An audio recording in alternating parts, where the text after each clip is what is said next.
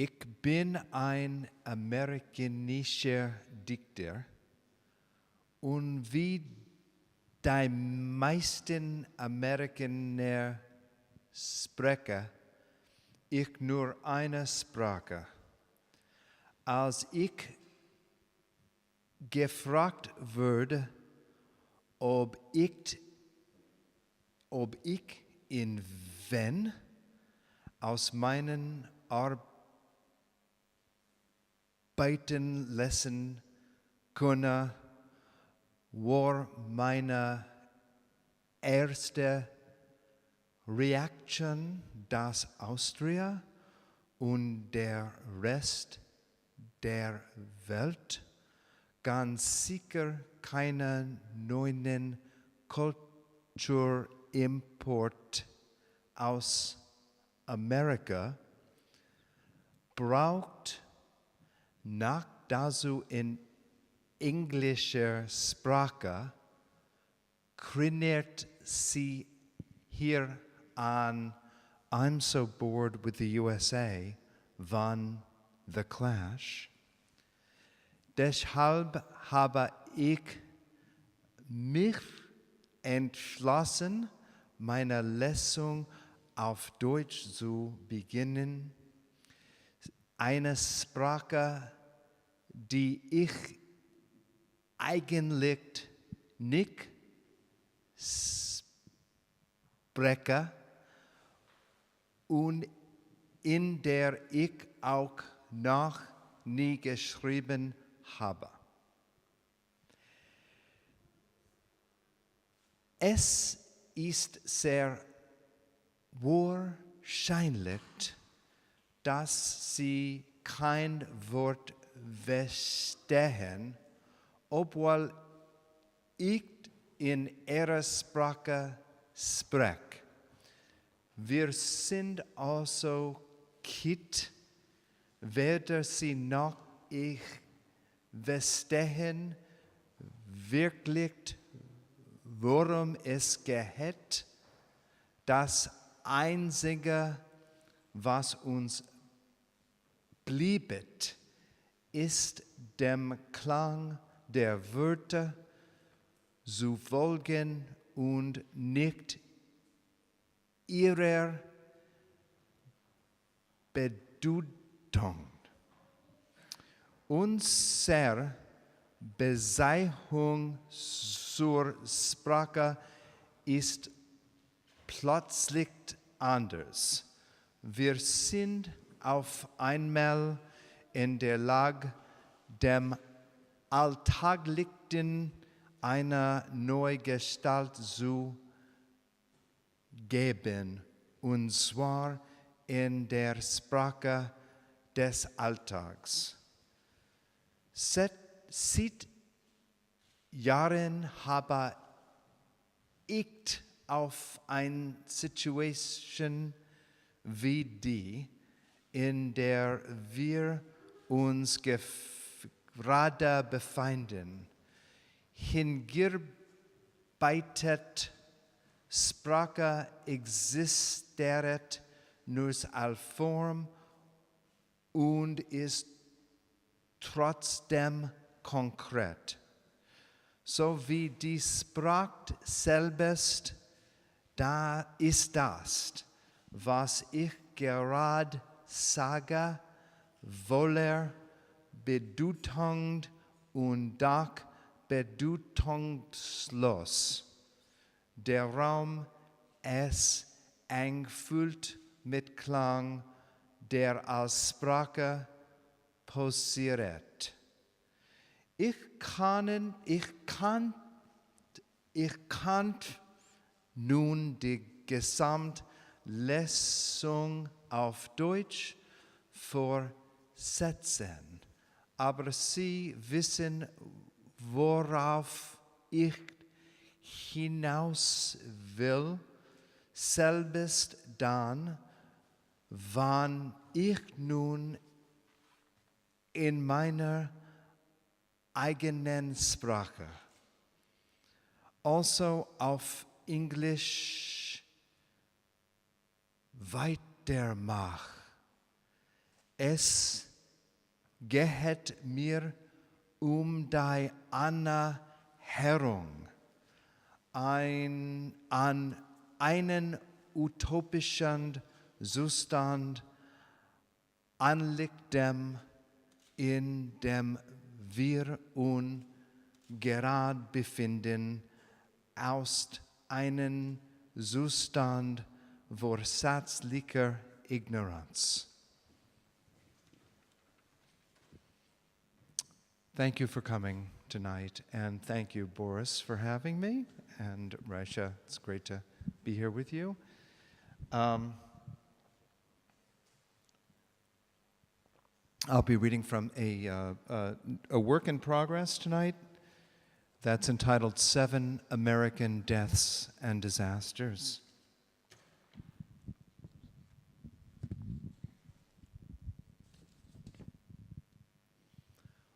1. The president's car is now turning onto Elm Street, and it will be only a matter of minutes before he arrives at the Trade Mart. I was on Stemmons Freeway earlier, and even the freeway was jam-packed with spectators waiting their chance to see the president as he made his way toward the Trade Mart. It appears that something has happened in the motorcade route. Something, I repeat, has happened in the motorcade route. There's numerous people running upside along the hill at Elm Street, there by the Stemmons Freeway. Several police officers are rushing up the hill at this time. Stand by just a moment, please. Something has happened in the motorcade route. Stand by, please. Parkland Hospital, there has been a shooting.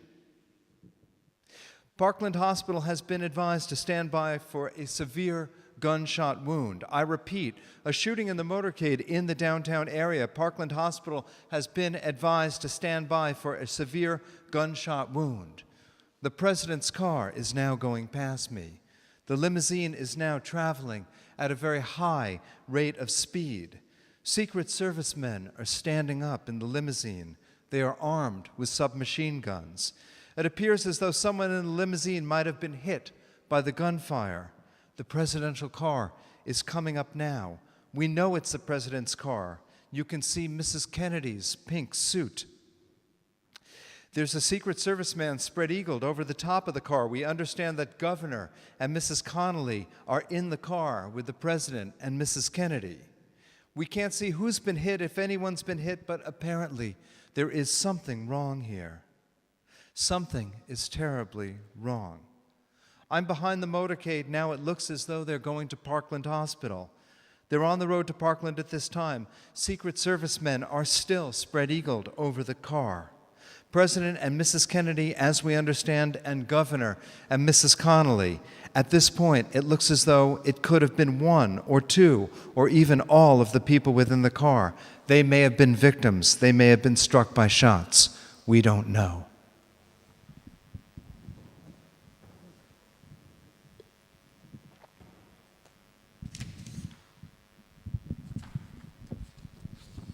Two. My thanks to all of you, and it's on to Chicago, and let's win there. We want Bobby, we want Bobby, we want Bobby. Senator, how are you going to counter Mr. Humphreys in his backgrounding you as far as the delegate votes go?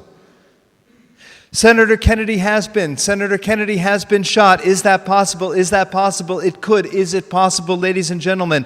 Is it possible? Not only Senator Kennedy, oh my God, Senator Kennedy has been shot. Another man, a Kennedy campaign manager, and possibly shot in the head. I am right here. Rafer Johnson has a hold of a man who has apparently fired the shot. He's fired the shot. He still has the gun. The gun is pointed at me at this moment. I hope they can get the gun out of his hand. Be very careful. Get the gun, get the gun, get the gun. Stay away from the gun, get the gun. Stay away from the gun. His hand is frozen. Get the gun, get his thumb, get his thumb, get his thumb. Take a hold of his thumb and break it if you have to. Get his thumb. Get away from the barrel, man. Watch it with the gun, watch it with the gun. Look out for the gun. Okay, all right, that's it. Rafer, get it. Get the gun. Rafer, get the gun, get the gun. Okay, hold on to the gun. Hold on to the guy. Get the gun, get the gun. Hold on to him, hold on to him. Ladies and gentlemen, they have the gun away from the man. They've got the gun. I can't see the man. I can't see who this is. Senator Kennedy, he is now on the ground. He has been shot. This is a, what is it? Wait a minute. Hold him. We don't want another Oswald. Hold him, Rafer. We don't want another Oswald. Hold him, Rafer. Keep people away from him. All right, and ladies and gentlemen, this is now, make room. The senator is on the ground. He is bleeding profusely. Clear back, stand back. Apparently the senator has been shot in the front area. We can't exactly see where the senator has been shot, but come on, push back. Come on, grab a hold of me, and let's push back. That's it.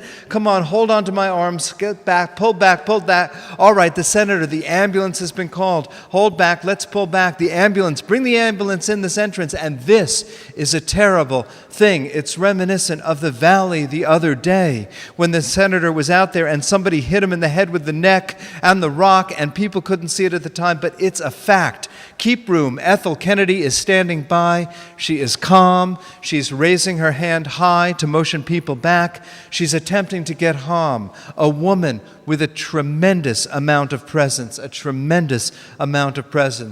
impossible to believe. This. There's a certain amount of fanaticism now that this has occurred. No one, they're trying to run back. Clear the area right now. This moment, the senator, apparently, we can't see whether he's conscious or not. Can you see whether he's conscious or not? What? Can you see whether he's conscious? I don't know if he's conscious. He is half conscious. And ladies, we can't see. Ladies and gentlemen, one of the men, apparently a Kennedy supporter, is going first.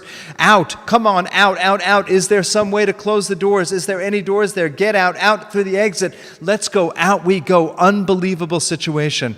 They're clearing the halls. One man has blood on himself. We're walking down the corridors here. Repetition is in my speech. I have no alternative. The shock is so great. My mouth is dry. I can only say here that in the kitchen of the Ambassador Hotel, the back entrance from the podium, in the press room, the senator walked out the back. I was directly behind him. You heard a balloon go off and a shot, and you realized that a shot was a shot, and a scream went up, and two men were on the ground, both bleeding profusely. One of them was Senator Robert Kennedy. At this moment, we're stunned. We are shaking, as is everybody else in this kitchen corridor at the Ambassador Hotel in Los Angeles. They're blocking off the entrance now to supposedly make room for the ambulance. That's all I can report at this moment. I do not know if the senator is dead or if he's alive. We do not know the name of the gentleman concerned. This is Andrew West, Mutual News, Los Angeles.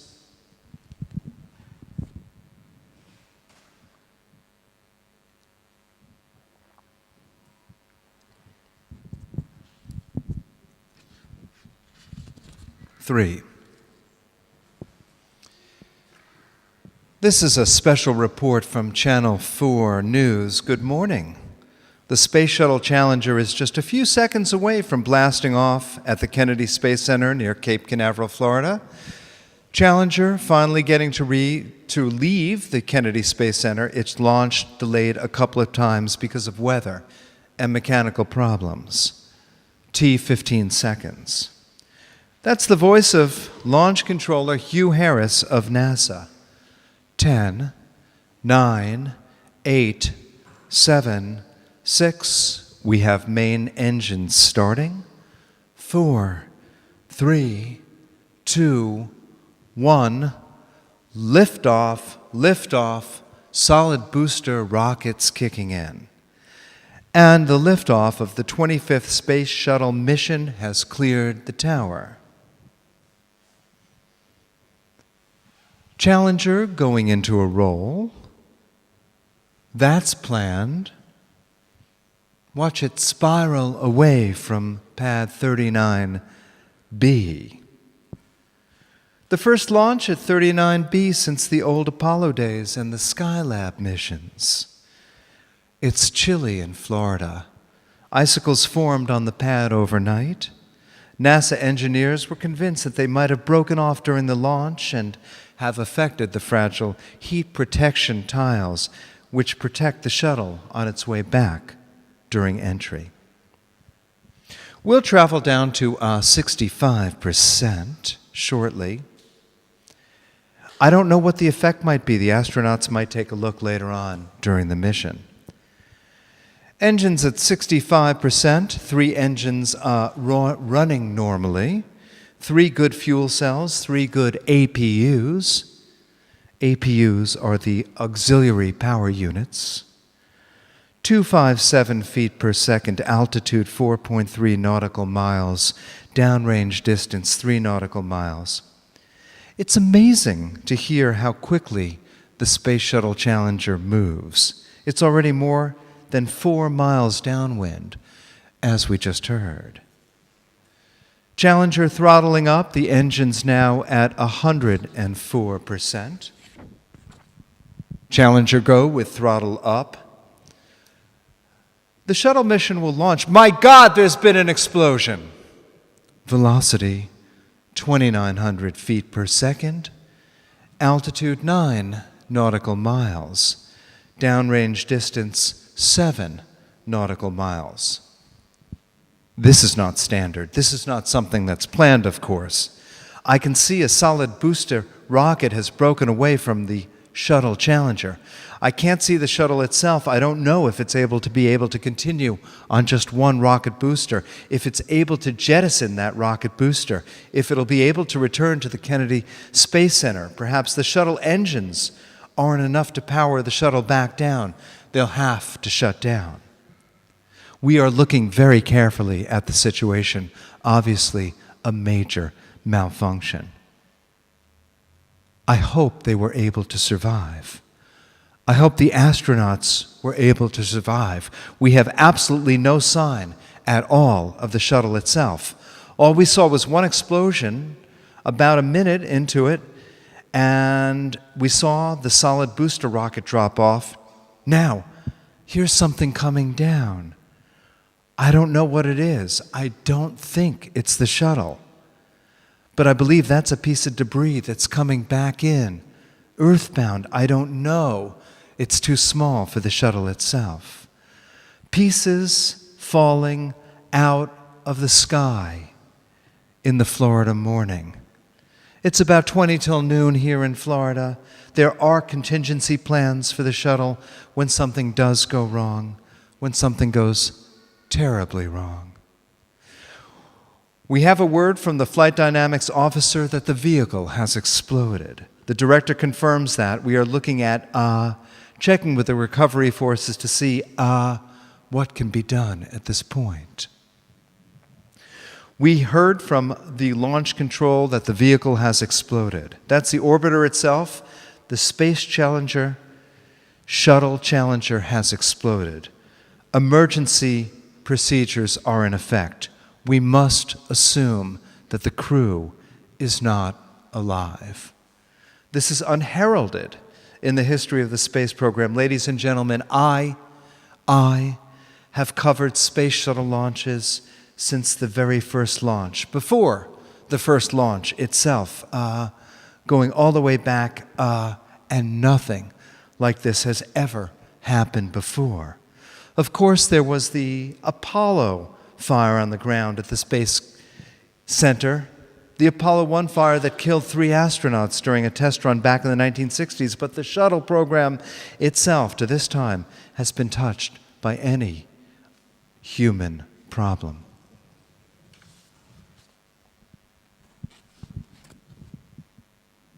Four. John Smith is on the line, and I don't care what's on the line, Howard. You have got to say that we know in the booth. Yes, you've got to say it. Remember, this is just a football game. No matter who wins or who loses, unspeakable tragedy confirmed to us by ABC News in New York City. John Lennon, outside of his apartment building on the west side of New York City, the most famous perhaps of all the Beatles, shot twice in the back, rushed to Roosevelt Hospital, dead on arrival. Hard to go back to the game after that, Frank? Yes, indeed, Howard, it is. We interrupt this program to bring you a special bulletin from NBC News. Former Beatle John Lennon is dead. John Lennon died in a hospital shortly after being shot outside of his New York City apartment. A suspect is in custody and has not been identified again. John Lennon is dead tonight of gunshot wounds at the age of 40. We now return to The Tonight Show. In the latest report that we've got from the Associated Press, a police spokesman says a suspect in the killing of Lenin is in custody, but would give no further details. The spokesman did say it was not a robbery and that Lenin was most likely killed by a deranged person. It's 11:15 right now, and we're going to be doing a full hour of the Beatles in lieu of Boston on Moon Rocks tonight. It's 18 minutes after 11 o'clock on this, a rather gloomy Monday now for, I was going to say, for fans of music, but certainly for anyone. John Lennon, former Beatle, shot in New York City this evening. It happened just outside his apartment building on the city's Upper West Side. Lennon, who just had his 40th birthday in October, was rushed by police to Roosevelt Hospital and pronounced dead on arrival. According to police, the shooting took place outside the Dakota. That is the century-old luxury apartment building where Lennon and his wife Yoko Ono lived. Police have a suspect in custody. They describe him as, quote, a local screwball. And they say there doesn't seem to have been any motive for the shooting. It was just 2 months ago that John Lennon released his first single in more than 5 years, ironically titled, Just Like Starting Over. John Lennon, dead tonight in New York at the age of 40. None of us will probably ever forget where we were and what we were doing when we first got word, when we first heard the first reports that John Lennon, the man who gave birth to the Beatles, was dead, felled by a lone gunman in front of his New York City home. Every other song for the remainder of this hour will be a track of music by the Beatles as we shall we say, think or exist in memorial for the death of John Lennon. His wife Yoko Ono was with him when they died. They do have a suspect in custody, but police here have released no other details at this time. We will keep you posted on the situation, of course. John Lennon shot tonight in New York, and he is dead. And I think if you're looking for a radio station tonight that's not playing Beatles music, you will have a long hunt. Stereo 101 doing a complete hour of Beatles songs, some written by Lennon, some written by Lennon and McCartney, but all John Lennon was a part of. It's 11:49 right now, and in case you haven't had your radio on, former Beatle John Lennon was shot and killed in front of his Manhattan Upper West Side home tonight. He was 40. Police said Lennon was shot 3 times about 11 o'clock tonight and died in the emergency room at Roosevelt Hospital. His wife Yoko Ono was with him when he died. One witness, Sean Strube, says the man who shot Lennon had what was described as almost a smirk as he pulled the trigger and described the suspect. We'll be doing a Devo Hall & Oates concert coming right up at midnight, and any news about the Lennon situation we have, we'll be interrupting the concert as soon as we get the news. Okay? Let's try some material from former Beatle John Lennon at Q92. Good evening. I'm Michelle Diamond. It's midnight. John Lennon dead, shot down about 10 p.m. tonight outside of his Manhattan apartment. And tonight on KCLD-FM, instead of full track, and we have an hour of John Lennon and Beatles music in honor and memory of the great man, the great musician. Here's a track from the album Yesterday Today, I'm Only Sleeping. Good question for anyone to ask themselves when they're going over this event in their minds. I would say particularly those of you who are hovering around 30, between 25 and 35 maybe, ask yourself where you would be, what you would be thinking, how you would look possibly even today if it weren't for John Lennon. Good night.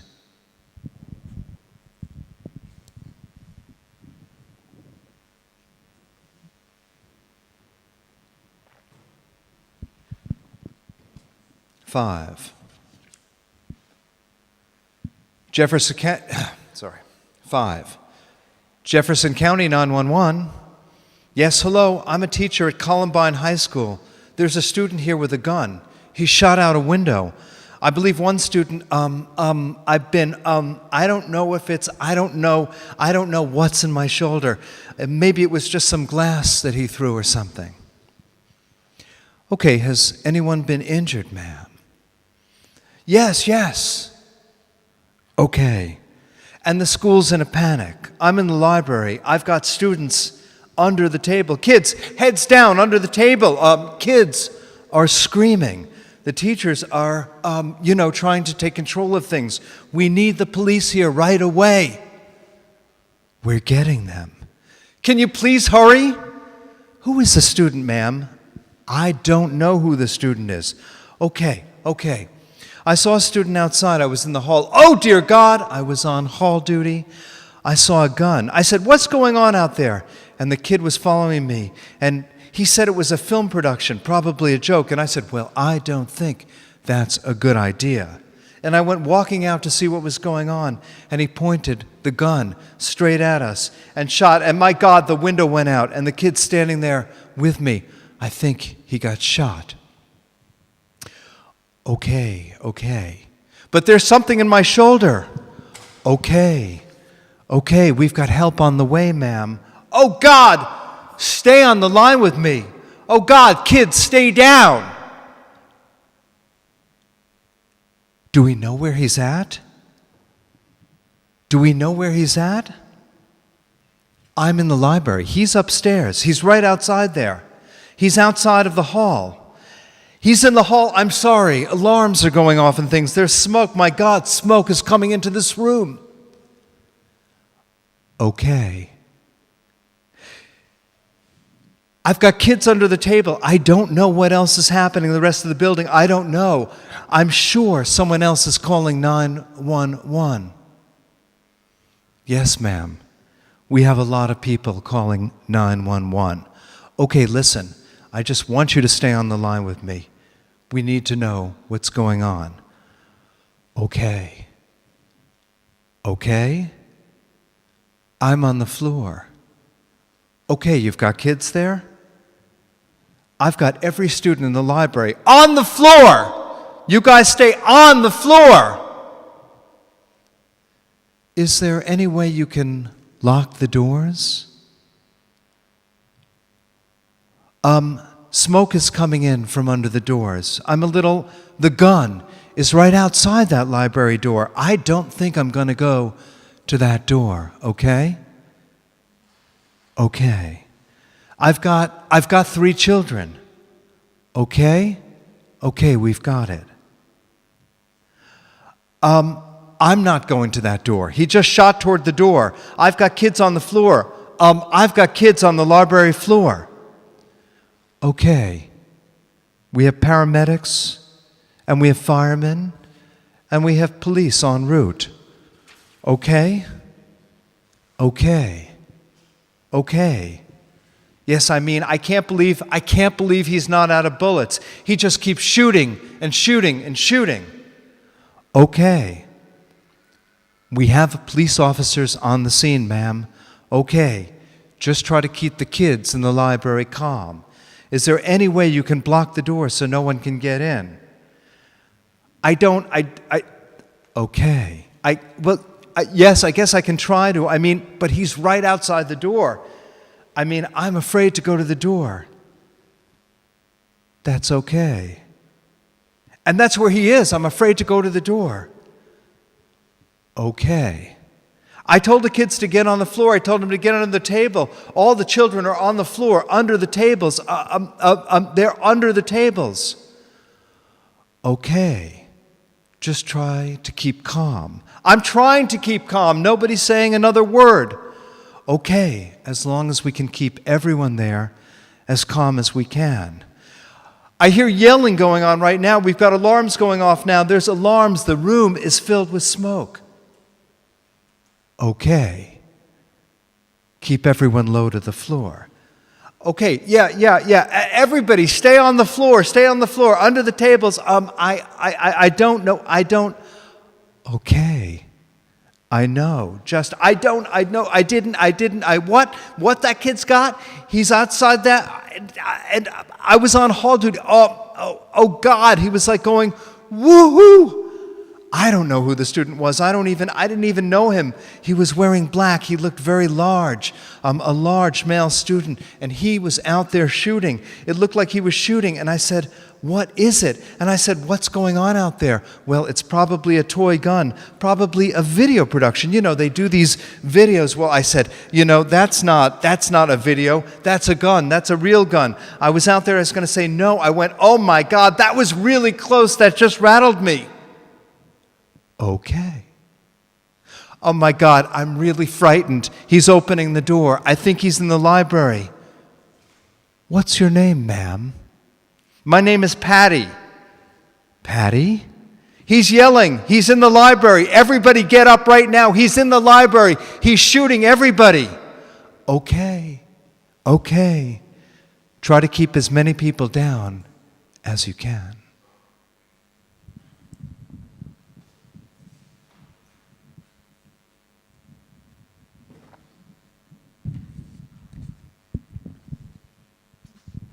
Six.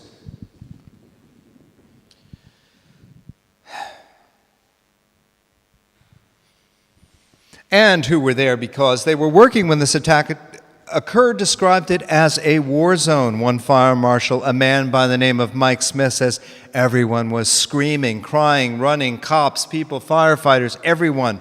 One businessman just said, I just saw the building I work in come down. And of course, the World Trade Center, which has just collapsed in rubble behind him. Dust and dirt is everywhere and is still everywhere, covering nearly all of lower Manhattan. Ashes 2 to 3 inches deep in places. People were wandering around just dazed and terrified. It's a horrifying picture. Karen? And President Bush has called it both a terrorist attack and a national tragedy. Attacks on American landmarks with American Airlines airplanes. We have 2 trade centers coming down. We have a plane flying into the Pentagon, which has just been evacuated and is still burning at this hour. We also have a report of a plane down, a large plane in western Pennsylvania, a 767. The FAA is also trying to locate several planes that are still missing and may have been hijacked. They also say, officials, it's too soon to speculate who is behind this. Palestinian leader Yasser Arafat has denied responsibility, condemned it, and called it unbelievable. Jim? The stories that people are now telling about what happened this morning are now coming out, and the eyewitnesses are telling these horrifying stories. People before the 2 buildings collapsed, jumping out of windows, falling to their death, trying to escape the burning plane and the smoke. One eyewitness, a man by the name of Kenny Joanneman, tells us what he saw when he was standing in the building. Do we have Kenny? Apparently, we don't have Kenny Joanneman there. Kenny said he was in the basement, apparently the World Trade Center, when the building just came down and the elevator blew up. There was lots of smoke. He says, I dragged a guy out. His skin was hanging off. I dragged him out and helped him to the ambulance. For many other people, unfortunately, there was to be no help because both buildings collapsed upon them. And recapping what we've told you, we have America under attack. A terrorist attack is what President Bush is calling it. Both World Trade Center towers have collapsed. The scene in New York is one of disbelief. Smoke is now obscuring the entire skyline of Manhattan. All federal buildings in New York and Washington, D.C. are closed. There have been attacks in Washington as well. We have a report of the Pentagon being struck by a plane, the fire still burning there. There was a report of a car bomb outside of the State Department. That has since been shot down. We had a report that there was a bomb at the Capitol building, but that has also been shot down as well. Most of the federal buildings in Washington have been evacuated. The Treasury Department, the Capitol, even the White House, where reporters were hurriedly herded out of the building when a plane was heard circling overhead the White House. It's unclear who was responsible for these attacks, and that will become clear in the weeks and months, but clearly this this was a coordinated attack. It happened in rapid-fire fashion, one plane and then another into the World Trade Center in New York, and then a third plane into the Pentagon in Washington, and a fourth plane crashing. We believe it may be connected. We can't verify that yet, though. Another plane crashing in Pennsylvania. This all happened very quickly, and the reports came in just as quickly. We are boarding Air Force One. They have bomb squads out here checking all our gear. Here on Capitol Hill, we've just been told that the Capitol is being evacuated, and the reporters must follow the America under attack. War coverage continues from WABC Radio News. This is WABC, New York City. It just blew up. A big explosion. People started running. It was chaos everywhere. An eyewitness describing the scene in what used to be the World Trade Center towers in New York City in Lower Manhattan. Both towers hit by airplanes this morning. We were told an American Airlines jet crashed into one of the towers then. Incredibly, both 110-story towers collapsed. They crumbled, bodies falling from the buildings. American Airlines says it now lost 2 planes, around 160 people on board both of those planes. They are gone. New York City is closed down. And then in Washington, another plane crashed into the Pentagon. This is just one of those things you dream of in your worst nightmares. It appears a large jet aircraft, perhaps the size of a large passenger plane, came very low, cliffing off light posts as it approached the Pentagon. It slammed into the side of the Pentagon and drove itself all the way into the outer ring, all the way into the inner ring. The area, the building, it went into flames. There are many, many, many floors of destruction deep in the heart of the Pentagon. No casualty numbers yet, but they're sure to be very high. Another large plane has crashed in southeastern Pennsylvania in Somerset County. Apparently, that might be the United jet that was hijacked out of Chicago. The FBI is now trying to determine who is responsible for today's attacks. All planes are grounded around the country. A gargantuan explosion. Oh my God, I don't believe it. An eyewitness to an unbelievable disaster in the past hour. A plane apparently hit one of the towers of the World Trade Center in Lower Manhattan in New York. America under attack. Our coverage continues. WABC News. This is WABC, New York City.